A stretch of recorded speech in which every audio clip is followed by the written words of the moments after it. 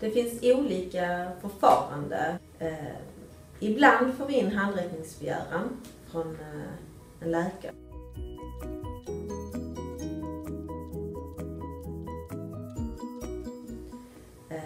Där de skriver att de behöver ha hjälp med en transport eller säkerhetsställa en transport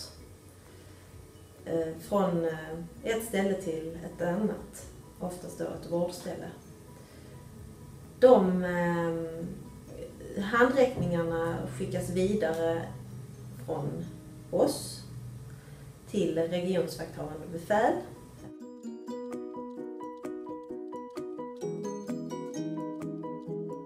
Som beslutar om polispatrull ska skickas ut till platsen eller om vi inte ska komma.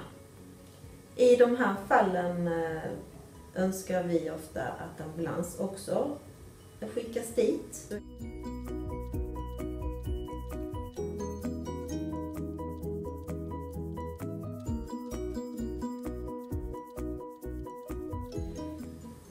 När polispersonal kommer dit så är deras jobb att säkerställa säkerheten hos patient och vårdpersonal och ibland även anhöriga som eventuellt finns på platsen. Och i minsta mån använda sig av våldsanvändning. För helt enkelt ibland backa tillbaka, för det behövs inte att de finns på platsen och åka därifrån igen.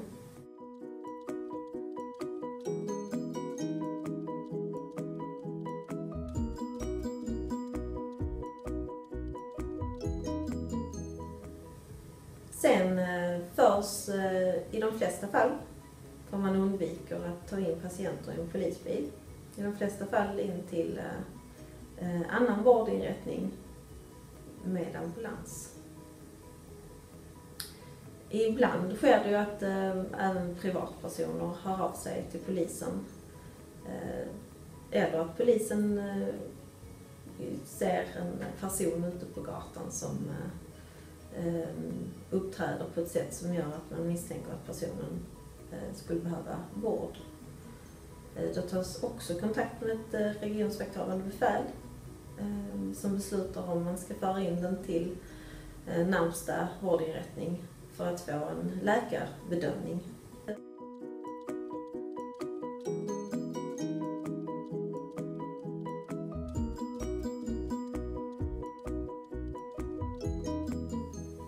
Det som skrivs därefter är ett omhändertagandeblad. Det är inte så att det registreras i något brottsregister eller misstankeregister, utan det skrivs ett omhändertagandeblad där man kort beskriver beslutsfattarnas namn och tider, vart patienten är förd och vem som har tagit emot den och korta omständigheter om varför man har behövts på platsen.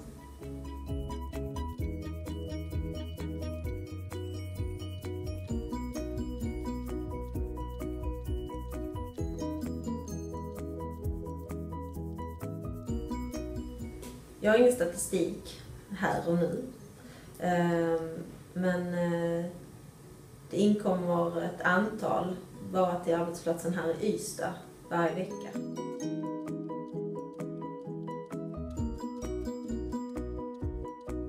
Jag hade ingen erfarenhet då kring psykisk ohälsa i någon nära anhörig eller vän.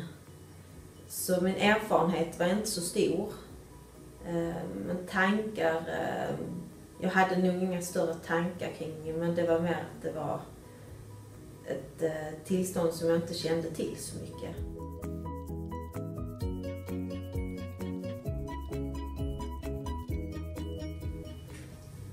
Vi gick igenom olika diagnoser och tillstånd, psykiska tillstånd. Personligen när jag gick så var det ju inte någon större utbildning kring psykisk ohälsa, utan man fick en inblick i vad det kunde vara, men det är ju väldigt komplext och det ter sig olika från person till person hur man beter sig i sina olika psykiska tillstånd. Och det är ju en erfarenhet som jag har fått med åren.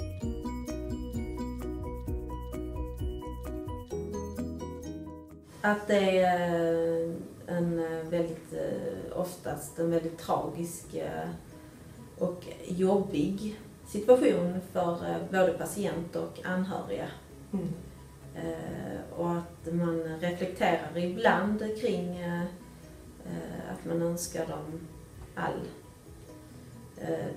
det ska gå väl för dem och att de ska få den vård de behöver.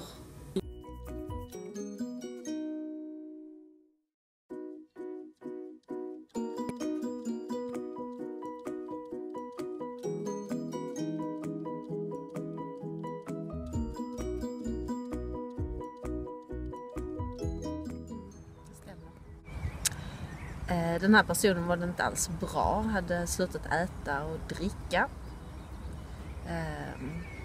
Kommunicerar inte med sin anhöriga omgivning. Och ville inte ha vård. Det slutade med att vi behövde ha hjälp att få in den här personen.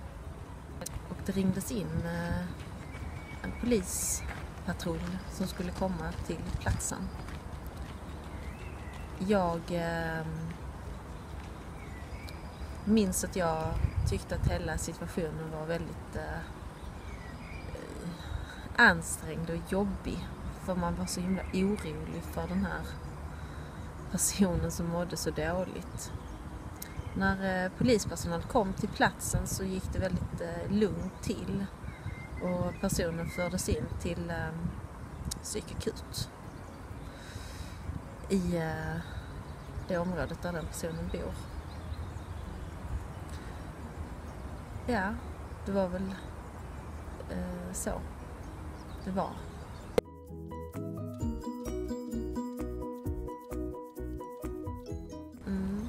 Jag kände mig mest orolig för de anhöriga och även för personen som inte mådde bra, att det skulle gå väl. Man var orolig för utgången. Jag hade inte tidigare haft den formen av erfarenhet, vad som händer sen. Jag kände att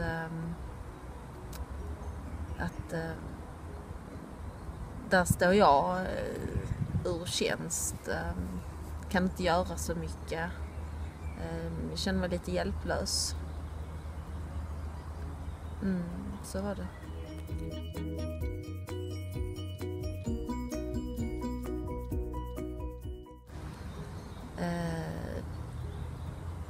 De 2 poliser som kom hem till den här personen var lugna, omhändertagande, trygga, pratade med anhöriga och de personer som var på platsen och med den person som inte mådde bra, som om att det var människor de hade med att göra. Det var nog det viktigaste, deras lugn, att de hade tiden och att det inte blev någon där och då blev det i alla fall ingen våldsanvändning eller de behövde ta tag i den här personen mer än att leda ut personen i fråga i det tillståndet som personen var i då.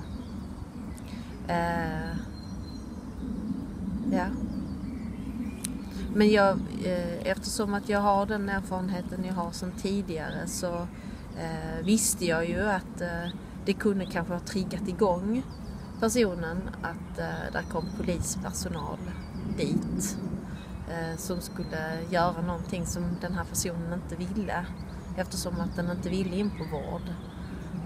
Så man var väl lite orolig för hur det skulle te sig, och om det hände, vad skulle anhöriga känna och tycka. Jag vet ju att det kan bli så, tyvärr, att det behövs för att säkerställa personens säkerhet eller anhörigas säkerhet eller någon annan vårdpersonals säkerhet eller allmänhet. Men i just detta fallet så gick det väldigt lugnt till.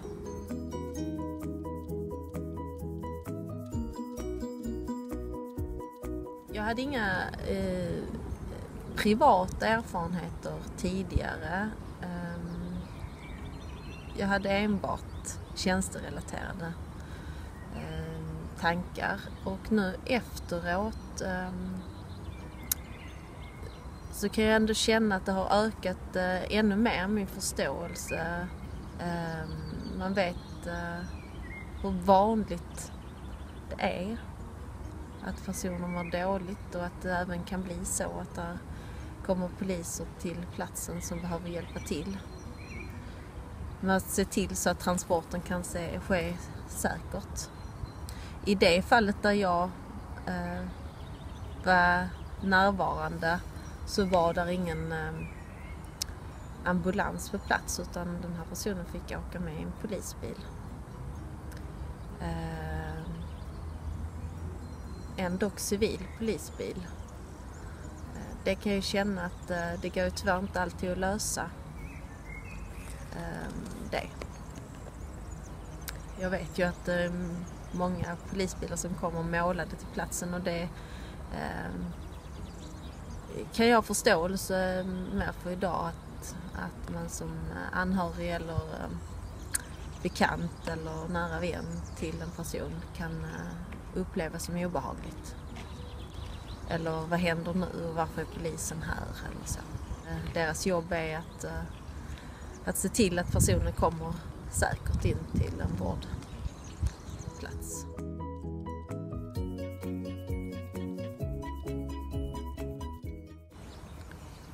Ja, det var lite som jag sa innan, att jag tror att jag har blivit... jag har ökat min förståelse för hur man kan uppleva det. Och att man kan bli ledsen och upprörd och känna vad händer nu och vad skrivs om den här personen. Hamnar den i något register någonstans, eller ja, man kan ju ha mängder med tankar och oro. Men man ska ha med sig att polisen är där enbart för att säkerhetsställa. Att man inte blir skadad, att patienten inte blir skadad, och att de egentligen bara vill att den ska komma in till en vårdinrättning och få den vård den behöver. Det kan hända exakt vem som helst, och det är... Jag har ingen statistik, men det är ändå ett vanligt förekommande att personer inte mår bra, och att i vissa fall behöver polisen komma dit. Men att man ska veta att det är för att de ska säkerhetsställa transporten.